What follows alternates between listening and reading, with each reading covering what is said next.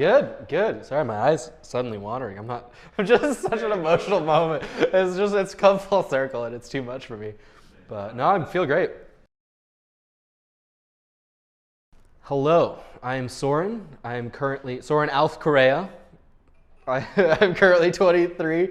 I'll be 24 in a month, and it is, I already forgot the date, the 26th of February, Saturday, February 26th, 2022. That's too much.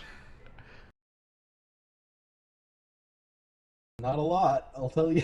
I'll tell you Hasn't that. changed much. 502 followers, but I think the important information is the follower to following ratio, which is not positive in my case. I don't really use Instagram that much, so that's fair. Fair. 570, not a whole lot more. But the ratio is equally bad. It has not gotten any better. But again, I mean, I used Instagram a little bit more this year, but it is also a private account, so I pretty much just block anyone I don't really know. I don't block them. I'm not that aggressive. But yeah, 570. My most liked picture is this one that I've sort of used as a janky headshot for a little bit. And the caption is basically me being like, I promise I'll post more pictures soon. Expect some photo dumps. And that's the last picture I've posted, which was, I think, like 6 months ago. I'm still very bad at posting pictures. It was very nearly that same picture. I very closely didn't beat it. But it is now, yeah, it's a series of photos of like one picture in which I look stoned, but I'm not. I absolutely am not. And then it's a bunch of title pages from when I submitted a bunch of my scripts to be copywritten. And it was like a very sort of first step thing in my early career, which early 1 year ago. But it was like, it felt really big, and it did get a lot of relatively likes. It was very nearly also a picture of me looking at a sword. It was like, I think 4 likes away from being my top liked one. But yeah, it's a photo dump of copyright title pages. It was good. I mean, DNA was fantastic. I know everyone has been talking about DNA a lot, but it's been a great experience. And I know that there's a question upcoming that I was going to talk about it more on, so I don't want to give too much away on that one. We'll keep it, a little bit for later on in the video. Yeah, mostly it's been great. It's not been a year I've been incredibly active artistically, at least collaboratively. I've been doing more like solo sports this year, but I've had a great time, and it's been great to have like the support mechanisms that Blackwolves provides, and the amount of people that you have to collaborate with is fantastic. It's interesting. This particular project of like interviewing every year, I feel like is kind of what it means to me, in the sense of like from the beginning to now. It's an interesting way where, since it's been with us for such a long time, like we can kind of gauge our progress in very interesting ways, where you can kind of see everyone fulfilling more of their like own artistic voices as they kind of figure them out more. And it's really interesting to see where the collective members go and like how we can continue to support each other. It's just also just interesting for like benchmarks, and just a cool way to kind of measure yourself against your peers, because it can be very, very difficult to figure out like where you should be, quote unquote. Blackwolves has done a lot towards easing my mind about like what I'm going to do after.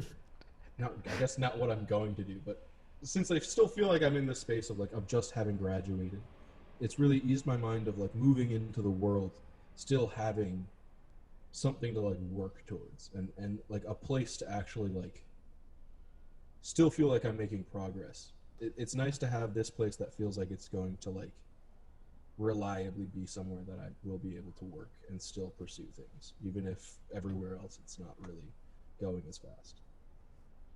I think that holds true. It's very similar to what I said to this year too, to be honest. The sentiment is similar.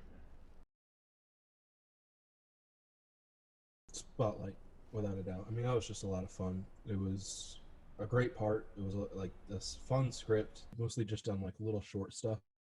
So to actually have a part that I could work with, you know what I mean? Like in an extended period and sort of track over the course of something longer. I think Spotlight was just an interesting challenge and a lot of fun for me. Yeah. I mean, Spotlight still, I think for those same reasons, is pretty far up there. I think DNA, again, is just like it was great to see it finally come to fruition and get closure on the project. And again, I don't want to talk about it too much because I'll probably continue to talk about it throughout the video. But it was good to be able to revisit that project and sort of come to it with more nuance and like a better understanding of the character than I did the first time. Where I think I kind of, as much as I enjoyed the first time around I had with it, it was the second time that I feel like I got past the sort of caricature of certain parts of that portrayal. And I think, yeah, I mean, DNA was fantastic. I think Spotlight is still one of like, I haven't done a ton of film since, I haven't done a ton of artistic work in the industry since this, to be honest, just because of, but because of that, I think having that experience with Spotlight of like a very professional feel, but still fun, and getting to do film, which is still something that I want to explore more. I was studying abroad in Glasgow, in Scotland, and I had auditioned for Macbeth.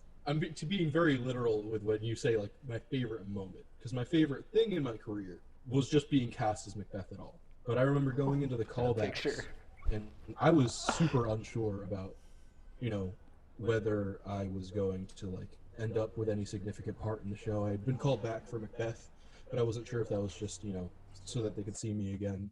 So I was thinking, this is the Scottish play. I'm in Scotland. I'd be happy to be Banquo, but I go in and I do the tomorrow speech. I finally looked at the director and his co-director, and the director was crying, which was unreal to me. I've never had that dramatic of a reaction from anyone after doing something that was so directly me. You know what I mean? It was very validating in a time when I wasn't sure, because I was going into a place where no one really knew me, coming out of a place where everyone sort of knew me, and to get out of the bubble of people and be able to have that sort of validation of, maybe I actually am onto something here. Maybe I'm actually working towards something.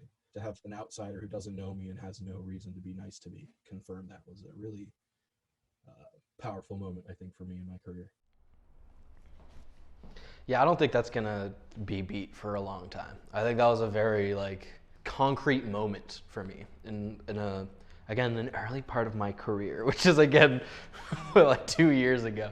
Oh my god, I think it's almost 3 years at this point. Oh my goodness. But yeah, I mean, I have very rarely had such a direct effect on someone in that way, and it was very validating. And I still have, I think, on my phone. It was the weirdest thing when the way they told me I got the part was this voice message. You know how you can record your voice and it'll just send it. It wasn't voice to text, but it was the director was whispering into the mic, so I was listening with headphones and I had to turn it up, so it was ASMR, and it was hi, we'd like to offer you the role of Macbeth.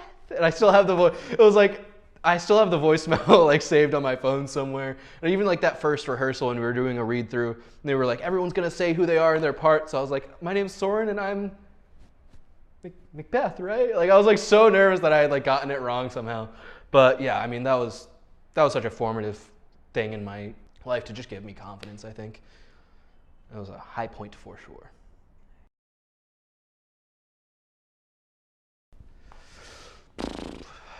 It's so many things. There are so many things. I'm still figuring a lot of this stuff out. I think that's part of where I'm trying to be right now. It's not trying to be in a place where I have to have a set idea of, things. I'm trying to stay open to stuff, which is the least committal answer you can give. But what is most important to me right now? I think understanding. I think empathy, compassion, stuff like that have become increasingly important to me as I've gotten older. And I think applying that in ways that I haven't before, and in places that I haven't realized I needed to apply empathy or compassion, is part of what's important to me now. Going through my work and seeing how I can present that as a theme or a tone. Even if you're, as a writer, even if you're not trying to write characters that are necessarily sympathetic, having still that level of empathy and compassion where you can kind of figure out where the lines are of what's supposed to be accepted within a text and what's not, and finding out ways to just demonstrate that. It's got to be health. I mean, surely, like at this time, I think anyone who doesn't say health is like probably either lying or not paying attention. Beyond that, making sure I'm not losing momentum, making sure I don't get complacent with where I am right now, and continue to work and do things that push me outside my comfort zone. I'm at a very similar place with the momentum aspect. It's weird because it's like I've been like in a cycle where at that point I think momentum was very important to me, and went through a different pattern of my life where for a while in this past year it wasn't nearly as important because I feel like I had it, like I was out. I don't want to talk about this too much because it's going to just sound like a cliche, but I was traveling for much of this year, and that was a very important part of myself and my identity for a while, was going and doing that. And so for that portion of the year, I don't feel as though keeping momentum was as important to me. I think it was on my mind so that I could make sure that I took advantage of all the opportunities I was given. But I think at that point it wasn't as important. Whereas right now, it's interesting to come back to watch that specifically now, because I do think I'm back at a place similar to then where I need to start focusing on the things where I've let kind of stagnate and try to put more of the momentum I've put into myself into things that are more outward and external. I don't think I could fairly say that it's anything other than Lord of the Rings, but I don't think that's because Lord of the Rings is the best movie I've ever seen, which is the tough part of answering that question. Most influential movie might have to be Scott Pilgrim. I feel like that movie is just so perfect. I'll go with Lord of the Rings, I think. Just final answer. I feel like I couldn't truthfully say anything other than Lord of the Rings. Even though there are other movies that I really respect, that's just gonna all time probably have to be my favorite movie. But currently, I'll say I just recently finally watched Knives Out, and that movie's great. I also really like The Lighthouse. I think those sort of three movies encapsulate my very strange, like, niche. Lighthouse was before this interview. Oh my god. Oh! Keanu basically the same. Lord of the Rings is always going to have that special place in my heart. I think this year I got really into 1917, which I was surprised by, because when it first came out, I kind of like thought of it as a bit gimmicky, a bit like it's a war movie. But then when I like actually watched it, I mean, if you know me, you know all the way from like the little short scene project, spoken word. Like I am a sucker for one takes. I have loved them since like high school. In high school, we did a public speaking course, and we had to do like an informative essay or a informative speech, and I did it on like long takes and like the history of them. I've just always been obsessed with them. I think they add something special, and I think 1917, just the craft of it. And I know it is a bit gimmicky, but I don't think that necessarily makes it worse. I think there's such like a weird connotation with gimmicks where it's like you think of them and you're like, it instantly cheapens it. But I think it's used in a way that sort of like pairs well with it. And it's a simple story, and I think those also get kind of a bad rep because they're like, oh, it's like whatever. It's just a simple sort of like two dudes with a very clear goal, very sort of like specific and streamlined storytelling. But I think it just functions really well on that very like pure storytelling basis, both from like an acting perspective, and then when I read the screenplay, it absolutely transfers into the screenwriting between the two main characters. It's a brilliant movie, I think, especially for simplicity's sake. I know DNA. I mean, it is going to be DNA. Like I said before, it was just really nice to come back to that project and like get closure on it. And do it in a way I also think was fun, that it was not like, it wasn't staged as in the same way we had originally done it. The fact that it was a Zoom recording with like all of the sort of bells and whistles of a full production was a really interesting way to do the project. And I think the fact that it was that kind of like fresh aspect also made it so that it didn't feel like I was just like, oh, I'm doing this project again. It felt like I was still coming to a new project with the experience and background of having already dealt with subject matter of the play. And again, I think it was just being able to come at it with new nuance, and like I felt like I was a stronger actor at the time when I did it for the Zoom than I was when I did it for the live performance of it. I know it's gonna be maroon probably on there, and that's a classic color. You can't go wrong. Probably pretty obviously maroon. I don't know if this camera picks it up, but I think I'm maroon. I was gonna wear that hoodie today. I forgot I wore it in that first interview, but I don't know what it is. It's just a good call. I was gonna bring it, Nice. but I came straight from work. I didn't have a chance to run home and grab it. Yeah. I mean, yeah. Yeah. Would you like me to elaborate, or just is that good? Yeah, I mean, I don't know. I think like a lot of people, I've been watching a lot of these interviews in the past few days, and a lot of people have been saying like it's a lot of internalized pressure, and I think that's fair. I think that's probably true to me as well. I mean, I don't know. I think it's easy to confuse being comfortable with pressure with not feeling like not having pressure. And I think I'm getting better at being comfortable with the pressure that I impose on myself, as opposed to, I mean, I obviously still need a lot of work on it, but I think I'm getting better at it. At just like understanding when I am applying the pressure versus when other people are, and whether those expectations are things I can like reasonably reach. Gosh, I'm rambling a lot. I'm trying to like keep the train of thought, and then I end up just sort of like trying to get to the end of the sentence, and then I'm like, where was I going? Gosh, you guys should have heard me talking to myself on the train. My answers were so concise. Constantly, near constant pressure, I think. I don't know what the ratio of external to internal is, but yeah, all the time. I think anytime I really think about like all the stuff I've done up until now, it's like, well, what would that have been worth if I don't keep going? And I think that's just like a constant sort of pressure to push forward. And I don't know if it's healthy or not. I guess in time will tell.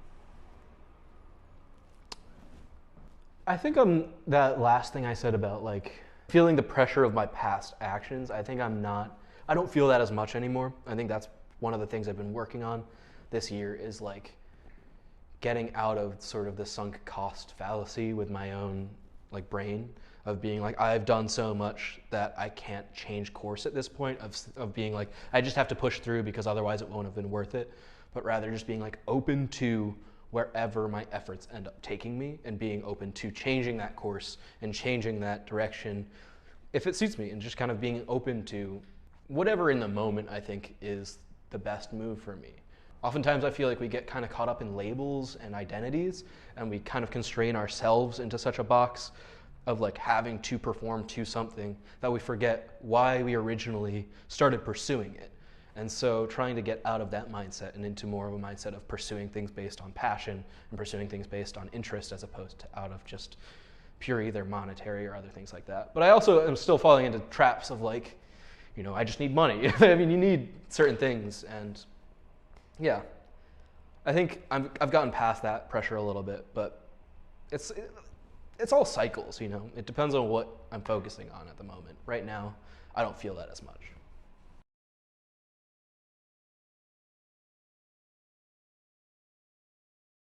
All right, this is absolutely the exact same day Hello. of Soren's interview, take 2. That was a good. Oh yeah.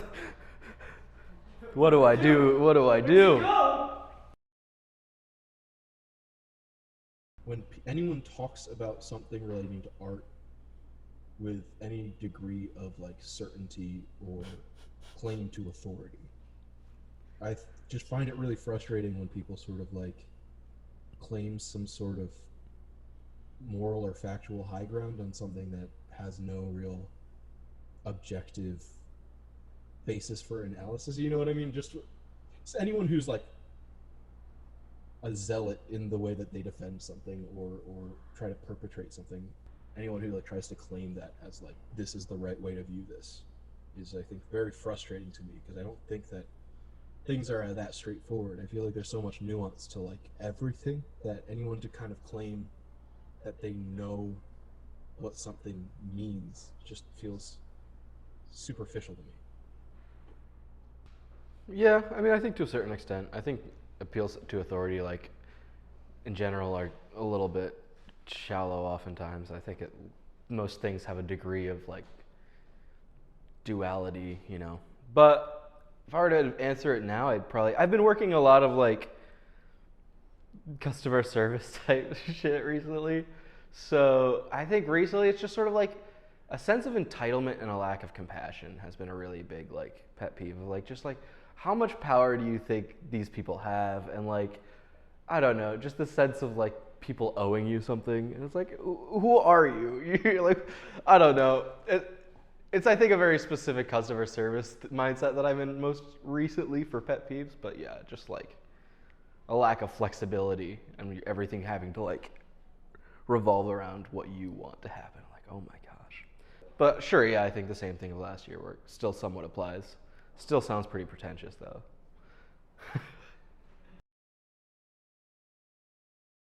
Hi, Soren. This is Soren from the future. I know there's some kind of technology that's allowing us to talk. It's going to be all right, you know? You're going to get through it. Trust what you want to do. Trust yourself. Things will work out for you as long as you do what you think is right. There's this thing called PPE. You're going to want to invest in that.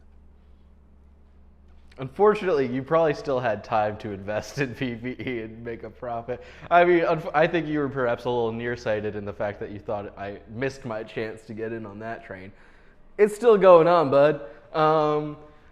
Other than that, I've been very fortunate in the fact that a lot of that advice still kind of applies to me. I don't really have any big stuff that like I feel like if I had the chance to tell myself, I'd warn myself about, really. I feel like I've been really fortunate this year. I've got to travel a whole lot.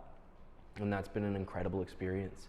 And even like the fumbles I made or the things that were really sucked were, I think, things that enhanced the experience in another way or made it more of like a journey. I had these terrible shoes that I was walking in the whole time I was in Europe, and they like gave me the worst blisters I ever had. I had to like stuff socks in the bottom of them, but at a certain point I like kind of grew attached to them in a weird way. And I did end up throwing them out when I like the first chance I got, but it was like, I think it made the experience a different thing. It made it sort of like a trial, but it'd be like small things, logistical things. Like I was taking a sailing course and it got rescheduled, so I had to cancel another trip I would have really loved to go on.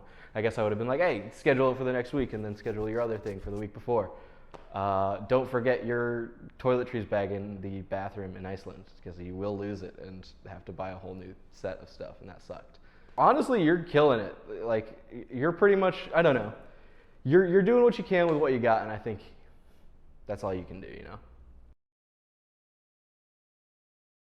I don't think this will have changed, to be honest. I haven't done much like work. Because the biggest person I've worked with would probably be Mattson Tomlin. Yeah. Because he had been my advisor for my senior project, which I had written a feature-length script for. He's probably the biggest person I've worked with, but performed with probably you, Logan. Yeah. I mean, I haven't done a ton of like work. I've been doing, like I think I said before, I've just been focusing on more of like the solo sport aspect of like sort of writing stuff. And like I said, I was traveling a lot, so I didn't have a ton of work to collaborate. Like, it was really frustrating because it was like illegal for me to do any acting work, because they were like, no paid or unpaid work is allowed on this visa. So I couldn't even like volunteer. It was pretty wild. So I was doing a lot of writing and stuff like that, not stuff that I really worked with people on. So yeah, I think, yeah, Mattson Tomlin, Logan. I'd love to work more in the future. I think that's what I'm trying to gear myself up towards, is like I had said previously, is like all these things come in cycles. And I think at that part of my cycle, that's just what I was working on. And now I'm trying to gear into a new cycle where I can push myself towards working again and hopefully getting to bigger projects and bigger names. But I mean, honestly, the names are not really what I'm trying to chase here. So if it happens, that'd be cool, but it's not really my main focus, I feel like. I don't know. I know you said one person, top four. I'm choosing top four. Aaron Sorkin, Edgar Wright, Andrew Scott, Cillian Murphy. Final answer. I mean, that hasn't really changed. I still love all those creators, and if I had the chance to work with any of them, I would jump at the chance. I think the person who I'd most want to work with at this point, I mean, well, I guess, yeah, like Andrew Scott still, but I guess Phoebe Waller-Bridge. I think I just wanted to be in Fleabag. I like would love to work with Phoebe Waller-Bridge. I think her dialogue is incredible, and she just has this unbelievable handle of characters that I really, really admire. And I think characters have been a thing that I've struggled with as far as writing goes, like writing complex and nuanced characters that don't get so sort of abstract and complex that they don't feel real anymore. And I think she has this really interesting way of balancing like simplicity of like these characters, you understand them so clearly, but their experiences are still very complex and specific, but they still feel applicable. And I think that's something that she, as an actor and a writer, is able to just juggle like incredibly effectively. So I would say, yeah, the person I would most like to work with right now would probably be Phoebe Waller-Bridge. I mean, I feel like, I'm sure I said Donald Glover in the past. He's still up there. I just feel like he hasn't done as much this past year that I've seen. I'm still waiting for Atlanta to come out. Maybe it'll be out, or I don't think it's come out yet, but maybe it'll be out by the time this videos come out. And I'm excited for that. I mean, I love him. I'm trying to think, who's my favorite artist? Yeah, I mean, same thing. I think I actually remember this question from last year where I said, like, I really respect artists who are, like, multi-hyphenates. So, like, Phoebe Waller-Bridge or Donald Glover. Lin-Manuel Miranda to a certain extent, but he's not, like, my main focus of, like, what I really look for in the industry.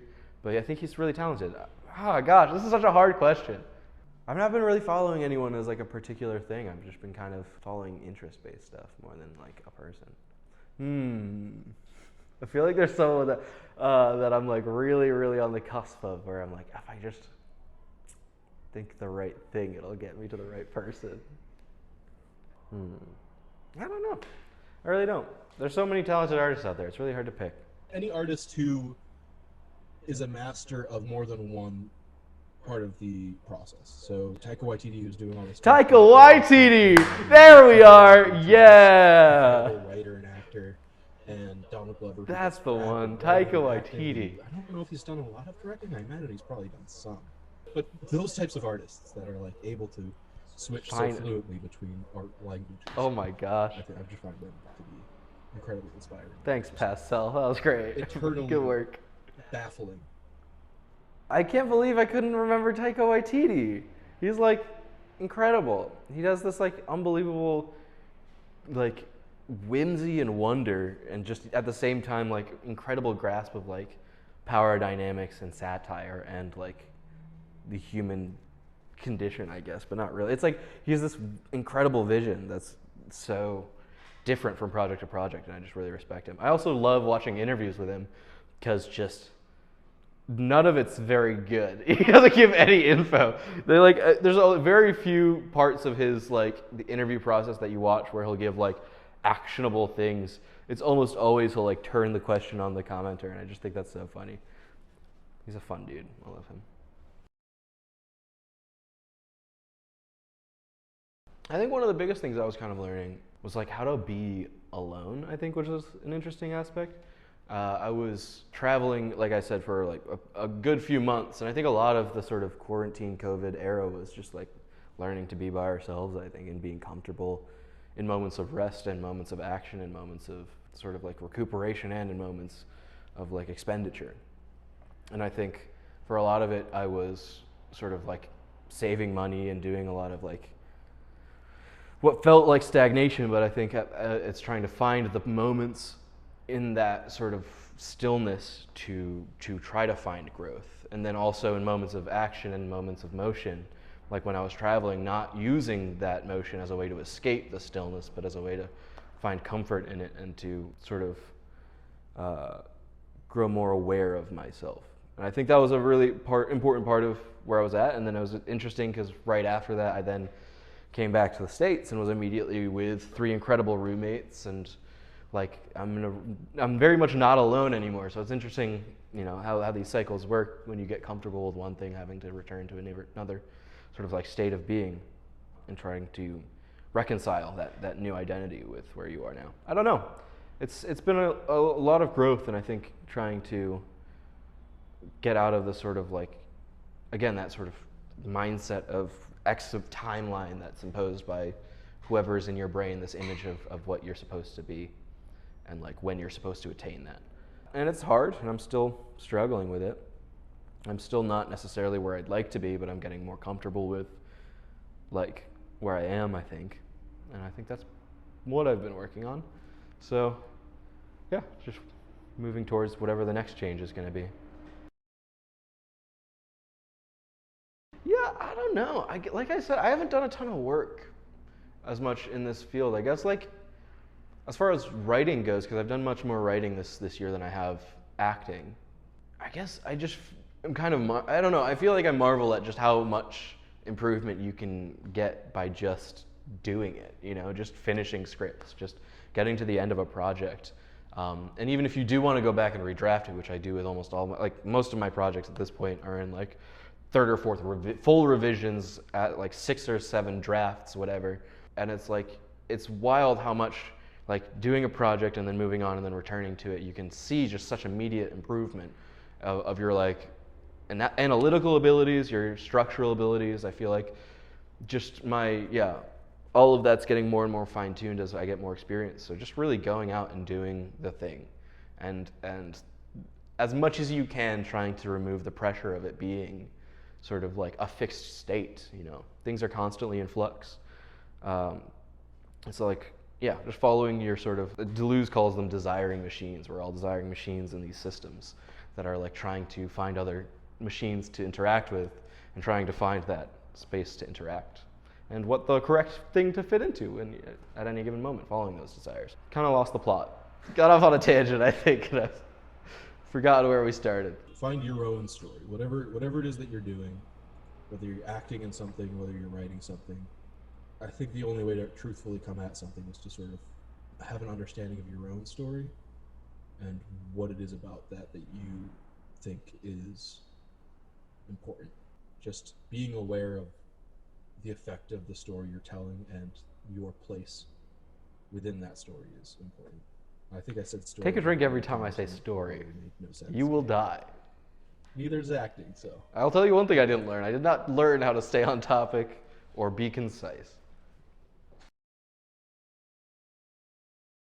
Just like lower barriers to entry, I think. There's so much like, there's this thing that Howard Zinn said where it's like anytime someone like makes a claim to professionality, it makes me nervous. And it's like, yeah, anytime someone tries to use like being professional and being like that as a sort of like weapon to me, it makes me very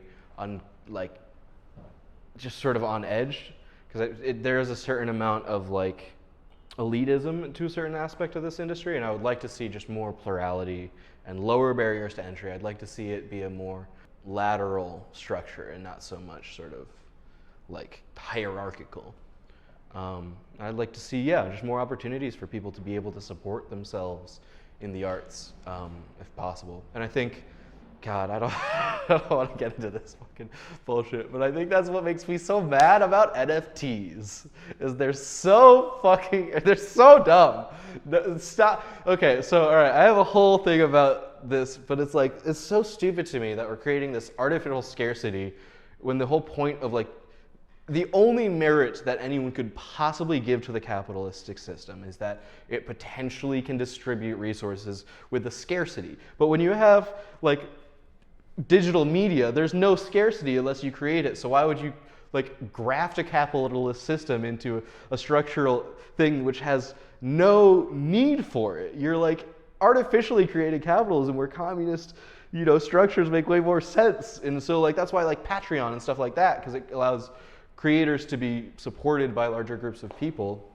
They're allowed to sort of like still control their own media, but it's not necessarily this strange gatekeeping of art. And I think that's what makes me like really frustrated about that, is I want to see art kind of blossom and become really accessible. I like things that create that ability. I love that everyone has a podcast now. I love that we have like that ability. Sarah Marshall said it really well in a podcast that I'm constantly recommending to people. You're wrong about. It's fantastic, but it's like, yes, everyone deserves to have a podcast because it's this incredible experience. It's a very social thing. It's incredible to have access to that. And I think that's what needs to change about the art world. And I think that's what all of these new platforms and technologies are really incredible at doing, is increasing sort of like enfranchisement of people who wouldn't necessarily have a seat at the table. Just like more diversity in stories, not necessarily just like on a surface level, but like true, just like all aspects of it need to be diversified. I don't think we have nearly. It's just Same kind of idea, or like homogeneous, or however you say that word. There's a reason why we keep coming back to these same stories, and it's because we refuse to let anyone else tell theirs. It would do the whole industry good to tell new things and allow for new experiences to be given spotlight. Yeah, kind of the same thing I'm saying now, interestingly enough. Weird. Times change, but things stay the same. Probably Spotify. I think at least actively is probably the most that I use. I'm pretty much constantly listening to either music or a podcast. A little less now. I think that was much more because I was living back at home with my parents at the time. So it was like a lot less of a social life than I do now when I have like roommates that I went to college with. So I don't have as much time when I'm just like doing chores by myself or like out in the backyard kind of chilling out. So like that's when I would use Spotify a lot back then. So I don't use it as much. I think if you were to go by screen time again like that, it would probably be like TikTok or Instagram. But if you were to say like you have to delete every app on your phone but one, I would keep Spotify, hands down. I think it's just the thing that to me is the most like valuable app for me. If you couldn't tell by my long tangent about podcasts, Spotify and audio experiences are a very important thing to me. So yeah, that's final answer. Nailed it. Like I said, this like part of where I'm at in my cycle is like I'm kind of trying to get back into sort of a like action and getting into auditioning and into the industry. So I'm really struggling with sort of this re-entry, this like reorienting my brain from a mindset of, you know, travel and experience and self.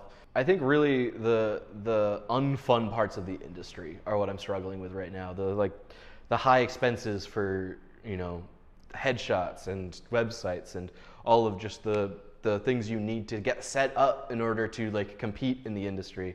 All the things of like just getting out there and pitching the scripts that I've written, getting the things produced, like the nitty gritty of the industry. That's stuff that I have sort of, I think, intentionally put off getting good at because they're so unfun to me. But I've gotten to a point where I think I just can't really put it off anymore, and I need to buckle down and kind of work on it. And that's what I'm really struggling with. There's a lot of like anxiety about that. You know, I haven't done a ton of acting other than like really Good Neighbors since I think really DNA. It's like a lot of anxiety about that, and I think just getting back into it, getting into a part. And yeah, and I've done auditions for college and stuff, but I think in the professional world it's just a different experience. So like imposter syndrome, I think, basically. Backsliding, I guess. I'm living because of this Backsliding. quarantine and this, or not, we're not really in quarantine anymore, but because of current circumstances being what they are, I'm currently living back at home and saving money to move out eventually.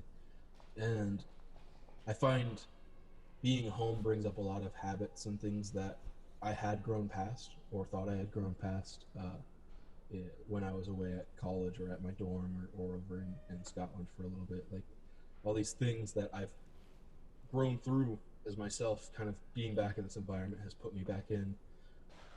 Yeah, and I think that's one of the reasons why I really wanted to travel again, was because I felt like there was a part of my self that I lost when I went back home. Like I had gotten to this person I wanted to be and then went home. I think that's the same thing that you kind of always do when you like, when there is a big change like that, of like romanticizing the previous state. And I think there was a part of me that wanted to travel in order to try to reclaim that or return to that. And I think what was a really hard thing but a really empowering thing was returning to the place and not being able to return to that self and having to like see that like still was gone, and that like I have to move forward, and even if I was in that same place and working towards things that I had perhaps already, you know, overcome or worked on, still having to go back and revisit them.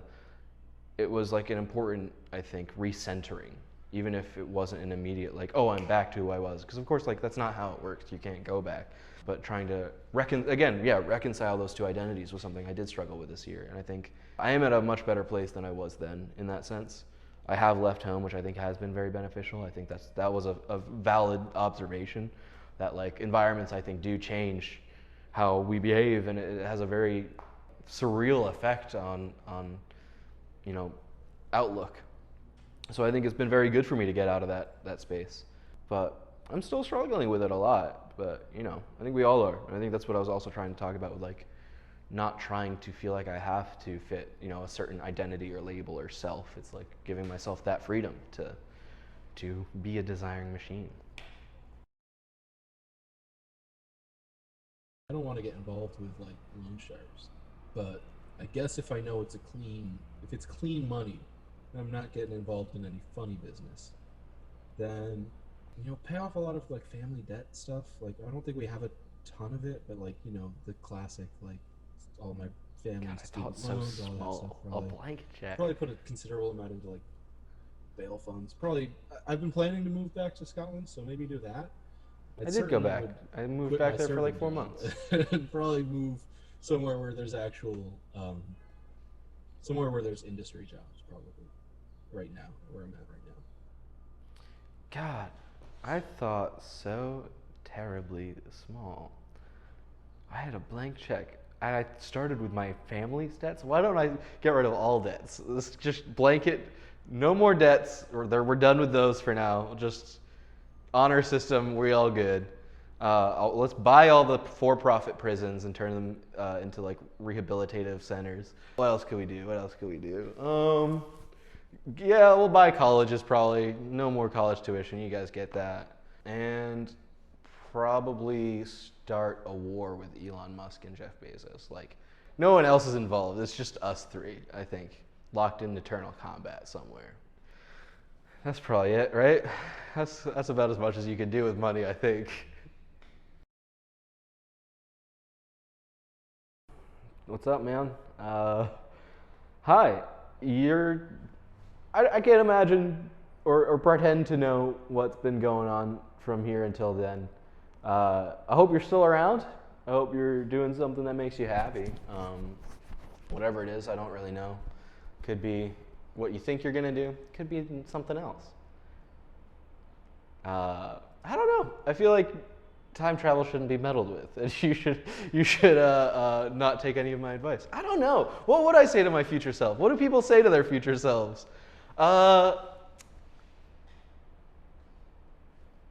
Just like take time to not forget what you've learned, because I feel like it's very easy to keep focusing on going forward and moving to the next thing on the horizon. And you have a tendency to constantly be sort of like trying to fix what's most present in your mind. So just like don't forget to also take a second and remember the different arcs you've gone through and the lessons you've learned along the way, so you don't forget that and remake those mistakes. Yeah. Go take a look at everyone else's Blackwolves interviews. First of all, everyone else has some incredible insights. I have been working on a podcast called Good Neighbors for a very long time. I think over a year and a half at this point. We just recorded our finale episode literally last night, and I am so excited about it. We're going to be doing more little mini campaigns and then full new campaign if you don't feel like starting at the beginning of the first one. We're only like 60 episodes, 65 episodes in anyway. So if it's not like a Critical Role thing where it's 134-hour episodes, it's 60-hour-long episodes. You can even start in the middle, or you can start at the next campaign. But Good Neighbors on Spotify or wherever you listen to it. Other than that, I don't know. I don't think I have much else going on at the current moment. If I find anything else out, I'll let you all know. Follow Blackwolves. Follow, I guess, me on Instagram right now. I think my Instagram handle is discountbrand Jason Momoa. And yeah, have a great day.